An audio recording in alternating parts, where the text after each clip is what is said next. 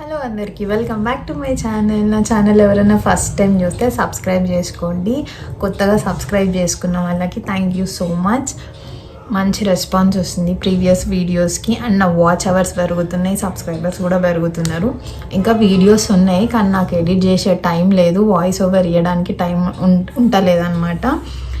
And మీకు already thumbnail చూసింటే అర్థమైపోయి ఉంటుంది. ఇది నేను థర్డ్ టైం వెళ్తున్నా అరుణాచలం. ఫస్ట్ టైం ఒక ఎక్స్పీరియన్స్ క్యారీ చేసిన, సెకండ్ టైం అసలు డిజాస్టర్ అనమాట. చూడని వాళ్ళు ఉంటే కింద లింక్ పెడతాను, చూడండి సెకండ్ టైంది. థర్డ్ టైం ఇప్పుడు వెళ్తున్నా, న్యూ ఇయర్లో ఫస్ట్ డివోషనల్ ట్రిప్ అనమాట. ఇప్పుడు ఏం ఎక్స్పీరియన్స్ క్యారీ చేసి వస్తాను, బట్ అంత మంచి జరగాలి. మీరు ఎవరైనా అరుణాచలం వెళ్ళాలి అనుకుంటే మాత్రం నేను ఫస్ట్ 2 వీడియోస్ ఏవైతే అప్లోడ్ చేసినో అవి మీకు హెల్ప్ఫుల్ అవుతాయి, ఖచ్చితంగా చూడండి. ఈసారి ఇంకా ఇన్ డీటెయిల్గా తెలుసుకుందాం అరుణాచలం గురించి. మీరు కూడా ఈసారి వెళ్ళాలి అనుకున్న వాళ్ళు ఖచ్చితంగా వెళ్ళాలని నేను కూడా దేవునికి మొక్కుకుంటాను. Let's back to Arunachalam.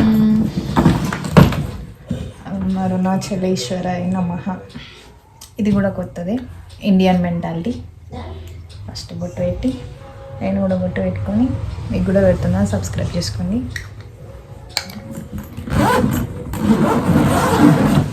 So మేము రిటర్న్ ఏమో ఫ్లైట్, వెళ్ళేటప్పుడేమో బస్సు 2800 పడ్డది ప్రైస్.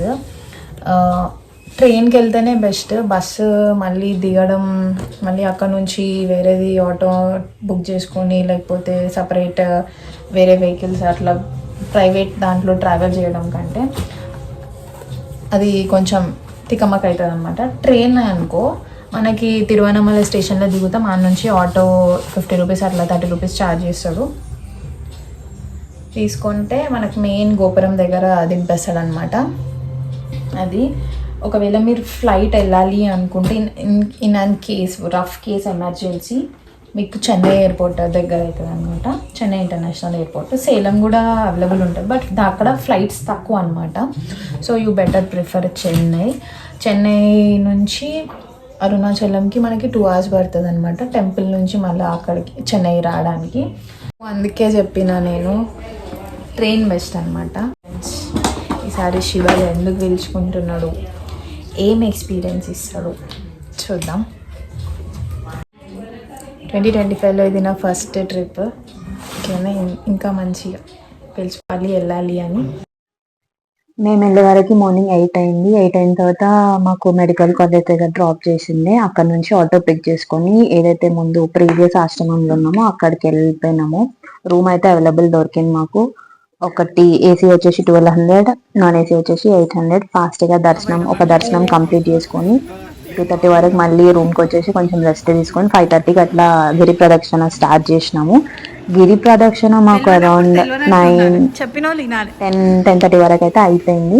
గిరి ప్రదక్షిణ అయిన తర్వాత మళ్ళీ మార్నింగ్ ఒక దర్శనంకి వెళ్ళినాము. ఈసారి మంచి ఎక్స్పీరియన్స్ వచ్చిందంటే నాకు, ఇది మనకి రావి చెట్టు ఒక చెట్టు, ఇంకో వేప చెట్టు సంథింగ్, ఆ 2 కలిసి ఉంటాయి. ఆ 2 కలిసి ఉన్న చెట్టు మీద మనకి 7 సప్త ఋషులు బల్లి రూపంలో మనకి దర్శనం ఇస్తారని పురాణాల్లో చెప్పినారు. అట్లా నేను థర్డ్ టైం వెళ్ళినప్పుడు ఒక ఋషువుని అయితే చూసిన.